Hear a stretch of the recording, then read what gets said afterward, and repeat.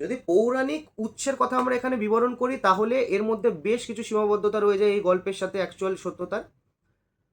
কারণ শ্রীকৃষ্ণের অক্ষয় হৃদয়ের এই যে বর্ণনাটা রয়েছে, যে জগন্নাথ দেবের মূর্তির ভেতরেতে ব্রহ্মপদার্থ রূপেতে শ্রীকৃষ্ণের হৃৎপিণ্ড রয়েছে, এই কথাটি মূলত উঠে আসে হচ্ছে সরলা দাসের লেখা মহাভারত থেকে।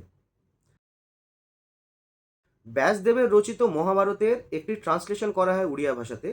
উড়িয়া কবি সরলা দাস যখন এই ট্রান্সলেশনটি করেন তখন তার মধ্যে এই জিনিসটিকে অ্যাড করেন।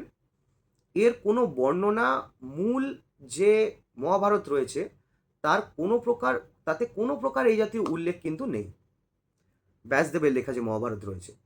এছাড়াও 18টি যে মহাপুরাণ রয়েছে, 18খানা মহাপুরাণ রয়েছে, 18টা মহাপুরাণের কোনো পুরাণের মধ্যেই এটা কোথায়ই বর্ণনা করা নেই যে শ্রীকৃষ্ণের দেহাবশেষ বা তার কোনো হৃৎপিণ্ড কোনো কিছু জগন্নাথ দেবের মূর্তির ভেতর বা পৃথিবীর অন্য কোনো মূর্তির ভেতর স্থাপন করা হয়েছে। ঐতিহাসিকদের মতে এটি জাস্ট একটা ভক্তিমূলক রূপক, যা সময়ের সাথে সাথে একটি লোককথায় পরিণত হয়েছে।